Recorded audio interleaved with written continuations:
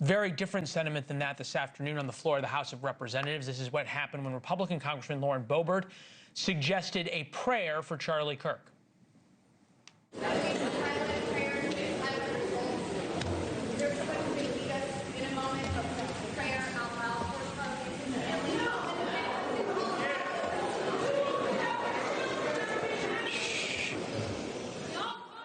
Let's wait a minute. The House will be in order. The House will be in order. All right, Congressman Boebert is with us now, Republican from Colorado. Just take us through, we'll get to the emotion of it in a minute, if you will, Congresswoman, but what transpired? You asked for a moment of silence or for a prayer, and then what happened? There was a moment of silence that was offered by our Speaker, Mike Johnson. However, my faith says to speak. Our God created the universe with his words. He said, "Let there be light," and there was light. And so I just asked politely to speak out of order. The Speaker granted me permission for that. And I asked if we could have an actual prayer for Charlie Kirk and his family, as well as the victims in the Colorado school shooting in Evergreen today. And that's when we were shouted down. I believe that silent prayers get silent results. If you are silent, you lose by default. God made us speaking beings, so we can speak what we believe and manifest that as well. God says you have what you say. When you say shouted down, what happened exactly? Yeah, so all of my colleagues, no, excuse me, not all, many of my colleagues on the other side of the aisle began to shout no, that was unacceptable, that a few seconds of silence was enough to honor the life of Charlie Kirk, which felt insignificant and unacceptable in that moment to me.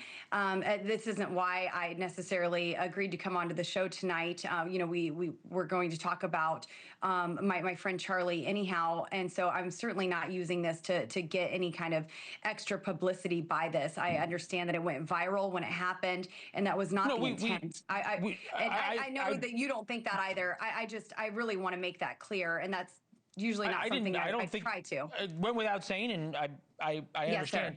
Yes, I think you make a good point when you say your friend Charlie Kirk.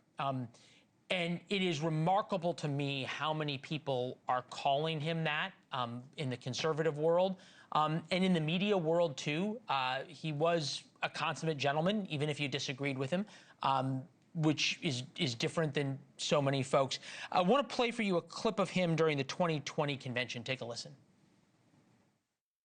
Speaking to you in my personal capacity tonight as a 26-year-old, I see the angst of young people as well as the challenges facing new parents.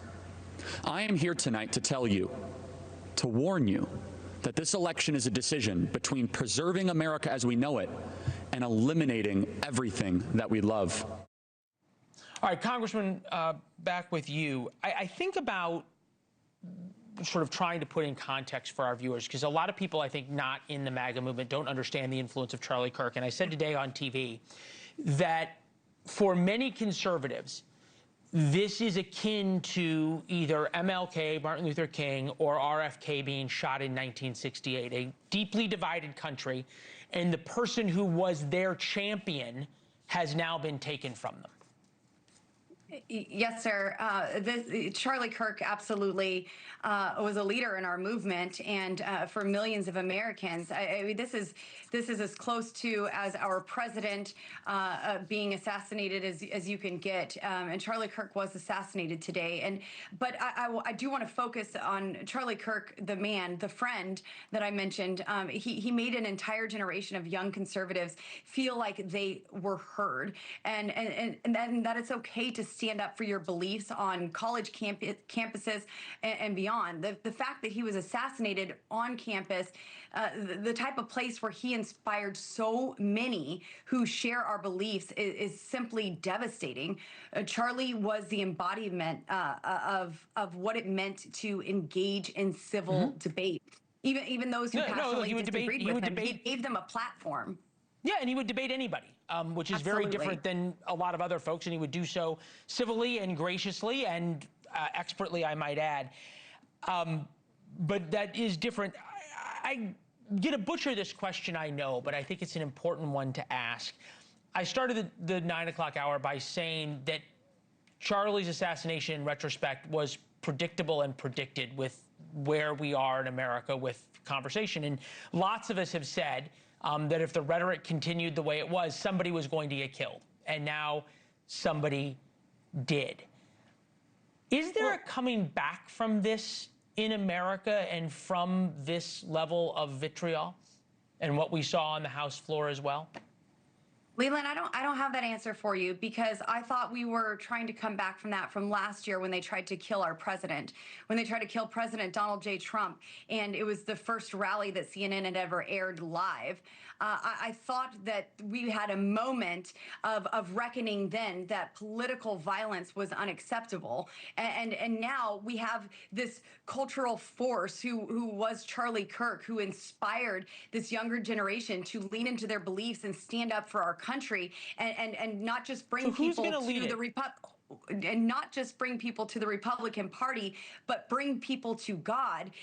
Now, I believe with the assassination, with the heinous murder of Charlie Kirk, that millions of Charlie Kirks were created today, that today will be a never forget kind of day. On the anniversary of 9/11, there is a new movement, a true turning point, if you will, in this movement. I have young people who have texted me all throughout this afternoon and this evening, is saying how much they had listened to and admired Charlie Kirk. I have as well. I get that, but and I believe that they are the ones who are going to rise up. There are many of us in this movement that he has paved a way for and made a way, and we are going to continue in it.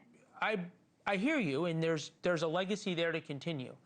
But yes, rising up, and I think about 9/11 being a point that you make. 9/11 brought the country together because we then had a common enemy, right? And I remember going to college at 9/11, and we were a divided country then. We'd just gotten done with Bush v. Gore and George Bush becoming president, and on and on and on.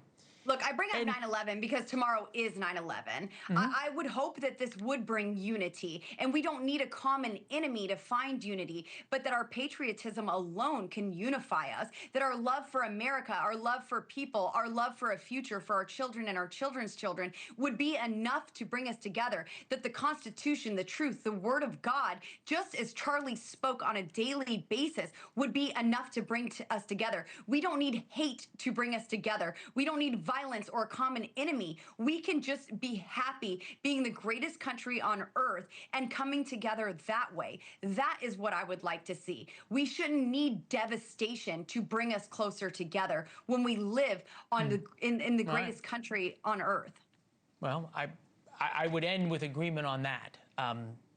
The greatest country that is on earth or has ever been conceived. Congresswoman Lauren Boebert, thank you very much. We appreciate it. Thank you for watching. Subscribe below and download our NewsNation app right now on your phone, and you will get fact-based, unbiased news for all Americans.